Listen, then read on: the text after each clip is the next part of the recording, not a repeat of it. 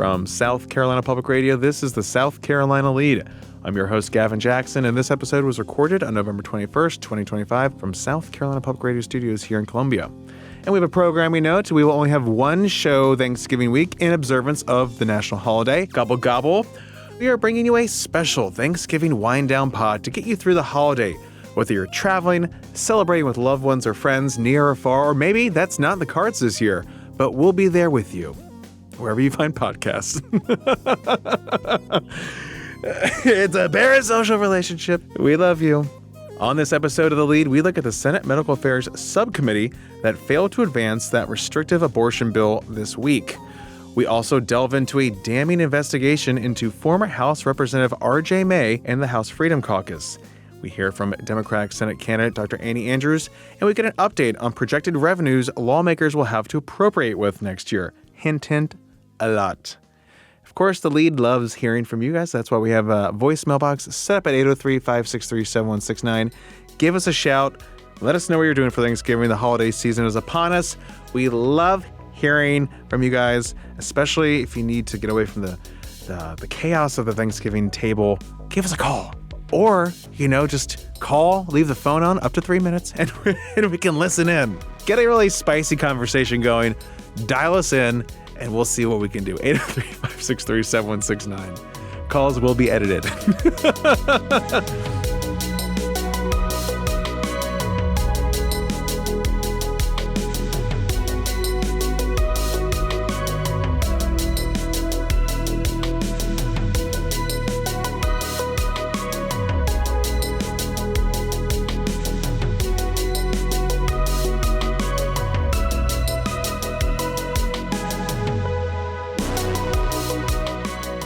All right, let's start off with the biggest news this week, and that was a vote by a Senate Medical Affairs Subcommittee not to advance the ultra-restrictive anti-abortion bill S-323 to full committee. You may remember that the bill drew crowds of people in protest back in October when the same subcommittee had its first hearing with public testimony given on the bill that would outlaw abortion at the moment of conception, allow judges to sentence women to prison up to 30 years for having an abortion. It would ban IUDs and restrict IVF treatments and only allow abortion exceptions for the life of the mother, among other components. The all-male, 9-member subcommittee, made up of 3 Democrats and 6 Republicans, including bill author and chairman of the subcommittee, Senator Richard Cash of Anderson, debated amendments to the bill over several hours on Tuesday.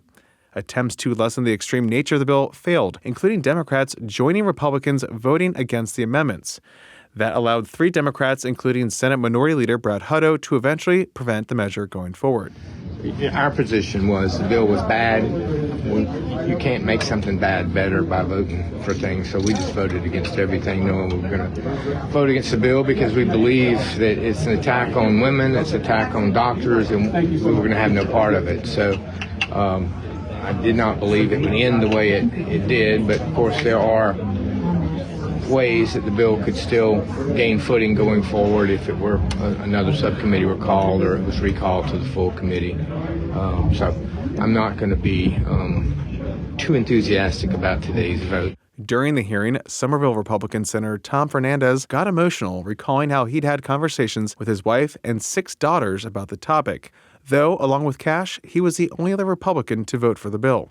We have 6 girls. And all 6 of my daughters know where I am on abortion. I am stubborn, and I am immovable. On the way home last week from a vacation, we were coming up I-95. I got a phone call from a fellow senator, and we had a conversation about this very topic. Ended the conversation, and we had some friends in the car.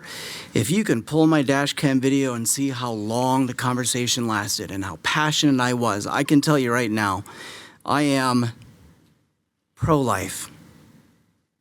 I don't want to see the lives of babies harmed or taken. And then I said very firmly to my wife, and I'm glad my wife agreed with me, and so do our 6 girls. I'm sorry, Mr. Chair. There's nothing against you personally. I cannot see women be put in jail. I can't. If we're going to sit here and continue to talk about women as if they are the worst kinds of creatures on earth, I might as well say that to all 6 of my girls. If we have a mother and a father both mutually agree to end the life of a baby, and we're only going to punish the mother. I am in favor of this bill. I don't want to see babies killed anymore. I don't. And how we reach a point where that can eventually stop, that is such a hard question that I cannot answer. At the end of the meeting, 4 of the 6 Republicans chose not to advance the bill, primarily over the drastic restrictions that are not popular in the state that already has a restrictive 6-week ban. Sumter Republican Senator Jeff Zell said plainly the bill is not what the majority of South Carolinians want. The pro-life right all the way to the sort of moderate liberal sort of are standing in unison on this one in opposition. And that's not to impugn intentions or even the ability to maybe move this thing into committee and again have that more robust conversation. But since the election last year, and because we were not talking about it, because there seemed to be no real interest in the folks I was speaking with, to pursue it as currently, but also understanding that down the road, maybe we will. This isn't a period exclamation point at the end of this effort. I see it as a step towards, we got here incrementally, and I think we get out of this incrementally. And I think, so this bill, why the sort of universal opposition is that it's such a great departure, as many had stated much more eloquently than I. It's a far greater departure than what the average South Carolinian, the vast majority of the average South Carolinians are willing to stomach. And that's where I say we have to push that envelope all the way up to the line of what we can get through. As one of my dear friends, former Representative Stuart Jones used to say, I would rather have a 99% bill that passes than a 100% bill that don't. Greenwood Republican Senator Billy Garrett also was representative of the split among Republicans and said punishing the mother would be a bridge too far for him. Punishing women, in my estimation, is not the way to go here. So, in all due respect and all due candor, I yield back to the chairman, but say this. This world needs more love than hate. This world needs more forgiveness than hate, and we got to work towards that. And I love these babies. I want every one of these babies to live, and I want every one of these mothers to flourish. And I'll be honest with you, we don't do enough in the legislature, and I'm passing a bill or trying to get a bill passed. It's going to be something called an ombudsman's bill for women, expected women. And it's going to be able to tell every woman all the things that are available to you in your expected circumstances, as well as your child to be born. We got to do a better job of taking care of the children once they're here. And I want to see the Republican side of this aisle, as well as my Democrat friends who have always been in that regard. Let's make sure that we take care of those folks when they're here. We need to protect all South Carolinians, even the unborn. Again, this bill isn't dead, but it's very clear where the chamber stands on the matter as it's written. Never say never, but right now, it's not looking good in that second year of the legislative session that starts in January.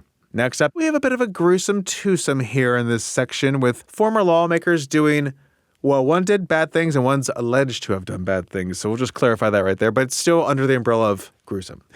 Former Charleston Democrat Representative Marvin Pendarvis was indicted Tuesday by a federal grand jury on 10 counts of wire fraud, aggravated identity theft, and money laundering.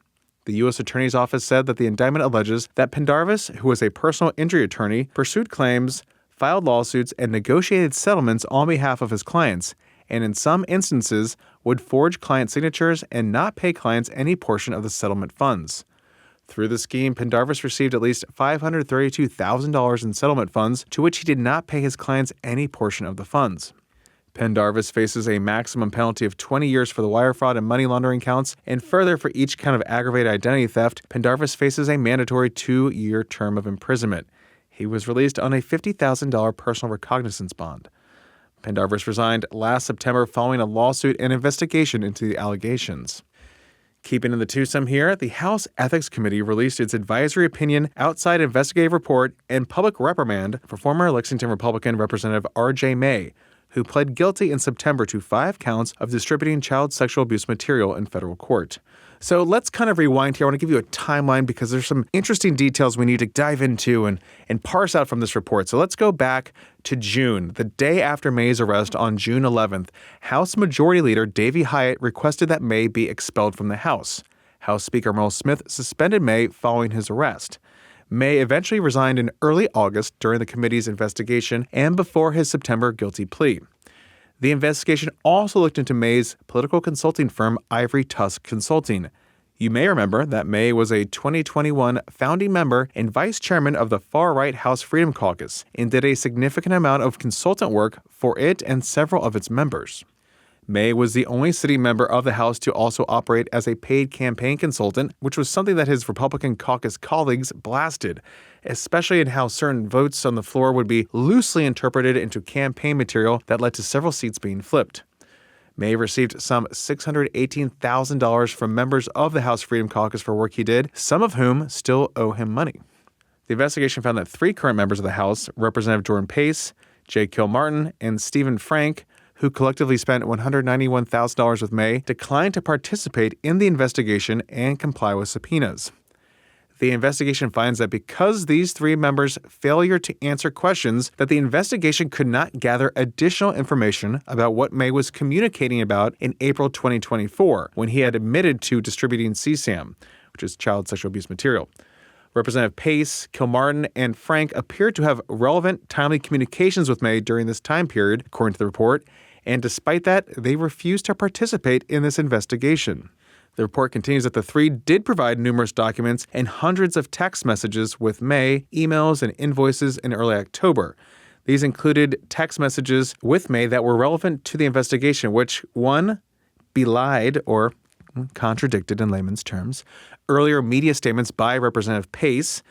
2, showed that the close continued contact between May and Pace and Frank following the execution of the August 2024 search warrant. And 3, it also demonstrated May's attempts to collect monies owed to him after the search warrant was issued. It should be noted that Representative Pace appears to have produced some 63 pages of text messages with May from after the August 5th, 2024 search warrant was executed, continuing through May 2025.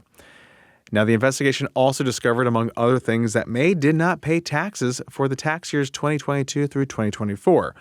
So quite a report that will definitely reverberate through the coming legislative session in the House especially.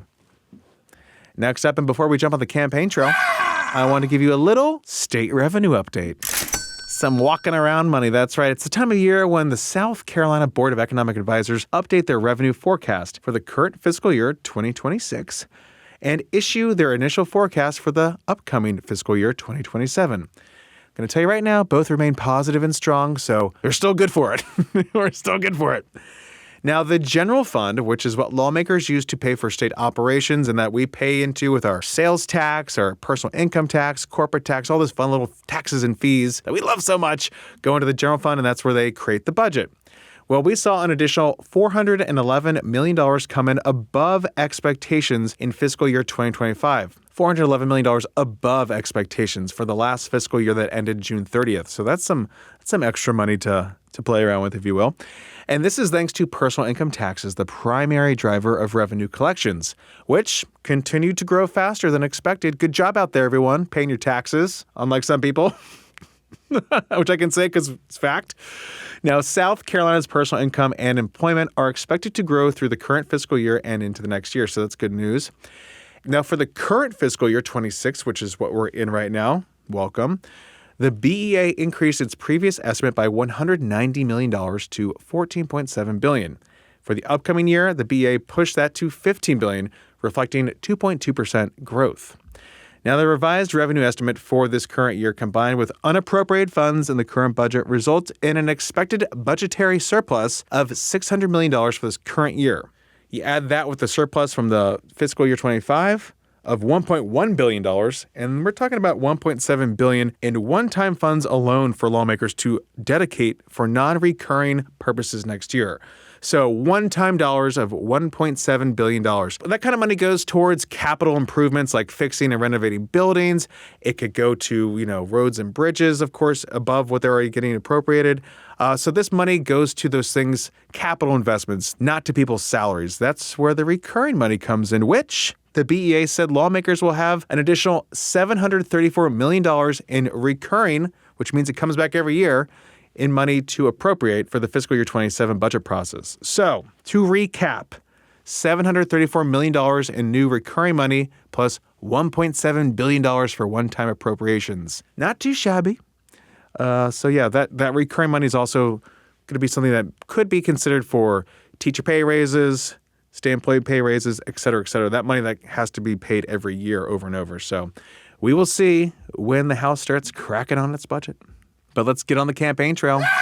Dr. Annie Andrews is a Democratic candidate for U.S. Senate, and she held a press conference with supporters outside of the now-closed Cooperative Health Little Mountain Family Practice on Wednesday. I was there. Oh, wow, man. The practice and 5 others in the state closed in August. Clients that use that clinic have been referred to another clinic 13 miles away in Newberry. Now, Andrews is a practicing pediatrician, and she said she would work to protect and expand Medicaid coverage to boost funding for federally qualified health centers and rural hospitals, as well as increase incentives to recruit and retain healthcare workers in those rural areas, as well as hold pharmaceutical and insurance companies accountable if elected. We're standing in front of what was once a lifeline for Little Mountain, where parents could bring their kids, seniors got care, and families without insurance could see a doctor that knew their name. Now these doors behind me are closed, and families are being told to travel up to 20 miles for care.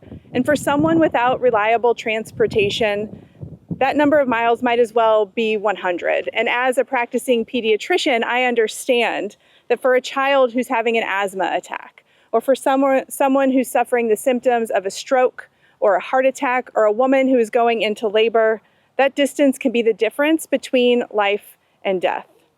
So Cooperative Health, who ran this clinic, has been serving South Carolina communities since the 1980s. They're closing 6 locations across Lexington, Newberry, Fairfield, and Richland counties, not because they want to, but because they can't afford to stay open. They've said it plainly: too many uninsured and underinsured patients and not enough support from our federal government. When you cut Medicaid, when you underfund health centers, communities lose access to the health care that they depend on. And this is what happens when politicians like Lindsey Graham vote to cut Medicaid and block efforts to expand coverage in our state. He's turned his back on the families who rely on these clinics. And if we're being honest with ourselves, he's turned his back on all of us. While Senator Graham stands with big corporations and for-profit insurance companies, I'm standing here with the families who've lost their doctor, their access to a clinic, and their peace of mind. I was the only media outlet, in fact, in attendance at the press conference, so let's call it an exclusive. Call it.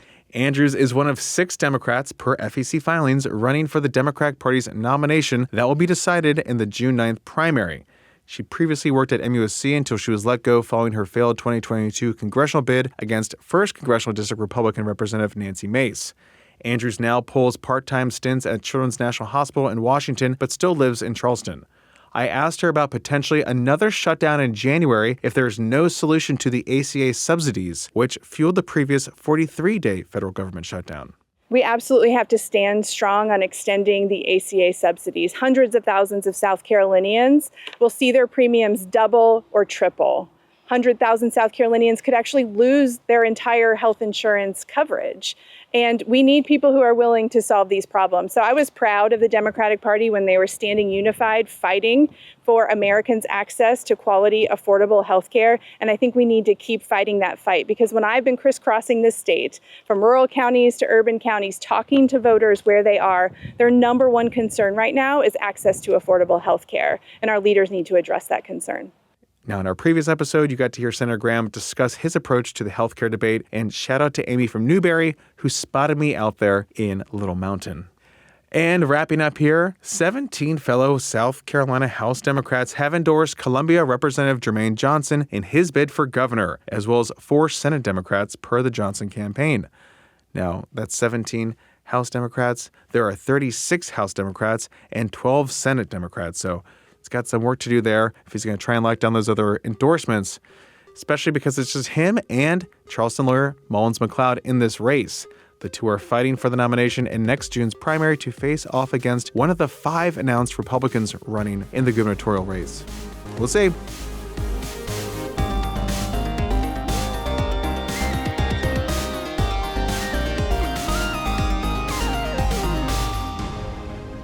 Welcome to the wind down section, our little break from the news. We're glad you're here along with A.T. Shire, lead podcast producer. Hello, folks. Gavin, the dulcet tones of Gavin really low Jackson.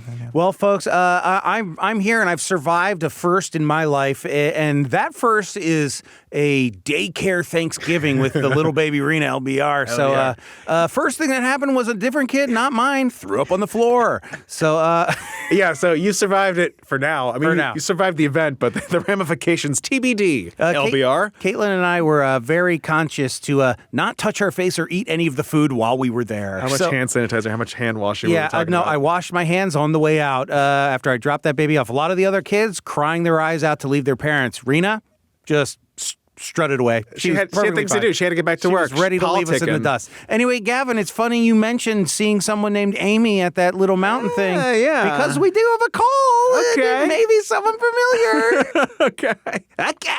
Hi, guys. I saw Gavin in the wild. This is Amy. I get the Newberry Observer. I live in Prosperity. He's in our neck of the woods doing a piece about Dr. Annie Andrews. I was about 10 feet away from him talking to some people. I'm like, oh, my God, that's Gavin Newsom. And my friends go, what? And I'm like, Gavin Newsom from PBS, and he has a podcast. And then he said, Jackson, it's Jackson. So embarrassing. I don't know how to act in the wild. 100%, if I ever saw Amanda McNulty, I'd probably faint. So, Gavin, thanks for coming up to our neck of the woods. If you want a boat ride, hit me up, because we do live on the lake. But thanks for coming to Little Mountain. Take care. Bye-bye. Amy, thank you so much for calling. Yeah, I was, like I said, I was the only person there. And I kind of knew a couple people loosely with the campaign. But I overheard, I'm very much voice activated, always listening, always on. But I perked up because I heard Gavin. You're like an Amazon Echo. Yeah. And it's like the chatting. It's like behind me, like mine, like 8 o'clock. So I'm not like I don't have eyes on, but I'm hearing. And then they're talking. It's like, Gavin Newsom. And I'm like, oh, this is what happens. And then I turn around and just shout over there. I'm like, Gavin Jackson. And they're like, So that's going to be my cross to bear for the next couple years now, especially. Yeah, he's definitely running. It could help, it could hurt. Watch. We'll find out. We'll see. We're going to see. We'll see. I think 2 Gavins, great heads of hair. It's Come just on. too much. This one's slowly getting a little bit grayer. This one doesn't slick back the same way, but it's still Amy, wonderful. thank you for But we got to get on the boat, Amy. We'll do the pod on the boat. It took seeing him in public to invite us on the boat. If you have a boat and you're listening, you have to call. You gotta call. Come on. But yeah, I think a lot of people feel the same way, Amy, about Amanda McNulty too. We had a donor dinner the other night here at ETV. She's a star. And she was there. She's so lucky. She's a star. Everyone's like, oh, I got to go give her. They obsess about her. So I can only hope that one day I could reach such heights as Amanda In McNulty. my mind, Amy. I think she listens too. Amanda, if you're listening, thank you. Yeah, absolutely. But in my mind, Amy, it would be very funny to me if when you saw Amanda McNulty in the wild, you also called her Gavin Newsom. Yes. That's Gavin Newsom. Man, maybe we need a Making It Grow crossover episode. We've never done Making one. It Lead. We have to go to. Well, we did SC Weed, WEDE before, which is close. That was the medical marijuana episode. So, Gavin, the next episode that comes out is just going to be a Thanksgiving wind down to remember. Yeah. Right? Yeah. Just to give people. So if you're stuck alone, if you have a sick parasocial relationship with us like we have with you, you have something to listen to. And I'm going to be very forthright here. We play a little game that it's exactly the same as a game I played on Who, What, When. And if you listen to this and you don't listen to Who, What, When, help a brother out, please. Help him out. Please listen. I need callers at all times. If you want to be a contestant on a quiz show, please call in. That's a crossover. But Gavin, you say that I quiz about taking or leaving different parts of Thanksgiving, and you think I missed some things. So let's work backwards in time, okay? What are Thanksgiving things to you here? Well, Thanksgiving was always an important holiday, especially for like my mother. My mother of three boys. Yeah. God bless her. Rambunctious boys. Ever since we were born, and against my will, because I can have any input on this. We always had a Christmas card, right? Yeah. You had to take that Christmas card. This is something I missed. Thanksgiving. Taking the family photo at Thanksgiving that becomes the Christmas card. Which matching flannels. We never did matching until 1 year that Nick Nick made us do the matching. I've received one with matching flannels. That was the one that Nick made us do. So we've never done it before. Never say never. Now, have we worn sweaters and then the next year, swap those sweaters inadvertently because we were throwing them together because Mom's like, get out there, we gotta do this picture. It's like, so there's a couple, and that's what I'm talking about. Like when we were younger, like you are just like running around playing tag, like playing guns with your cousins. Playing and just, like, guns. Just had guns. You just playing guns. That's how you call it. Like, you want to go play guns? Just like, you had Nerf guns and you went in the basement and you went crazy. Like that's what we did. Absolutely. We didn't have cell phones. We didn't have iPads. We had my cousins had Super Nintendo. We had Sega. Like, there'd be a lot of heated competition going on. That was more like of your teenage, I would say. Mortal Kombat was popping off. So 1 year, I think we were like 6 or 7, and we all had like T-shirts on, and we were just like ragamuffins. And my mom was just like, "I need this photo. We're gonna do it." And then she got so much heat from like her girlfriends for like, "Well, you can't get your kids looking good."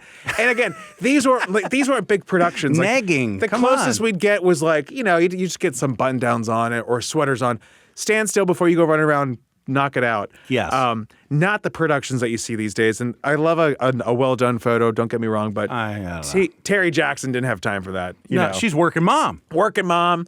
Doing her things. So yes, that was always the time of year. But now we're kind of always Colin's in Texas and I'm up here, so it's kind of we're doing the multi-photo card more and more these years, which helps, which works. I don't know if we had we didn't even get a group photo at the beach. Multi-photo. That was a big step for Mom. It was always like a horizontal, basic photo card, and now you have to just do the little composite thing. Yeah, the collage. And Nick has kids, and I think we were talking a moment ago too about how you get into the Christmas card. Yes.